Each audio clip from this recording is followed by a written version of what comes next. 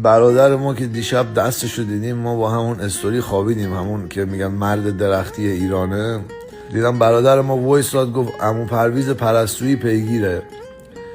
من با عمو پرویز صحبت کردم، گفتم عمو پرویز آمریکا نمیشه آورد، ترامپ مثلا ویزا نمیده، اصلا پیگیر کار این باید چجوری بشیم. گفتم من یه حرفی زدم میخوام انجام بدم.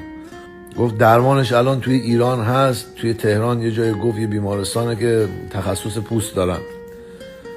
بعد برگشت گفت آیسان جان من خودم پیگیرم، پارسالم پیگیر بودم، الانم پیگیرم.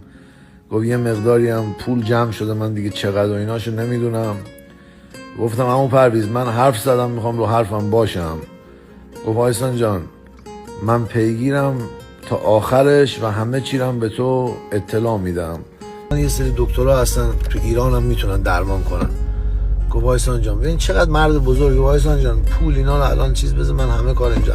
گفت کلی دکترها خودشون گفتن انجام میدن. این آدم درست، اصلا باور بکن. اصلا دیدم پای آقا پرویز پرستویی وسطه، به روی مادرم یه نفس کشیدم، یعنی اصلا و پیگیرم یعنی به روی مادرم قسم پیگیرم.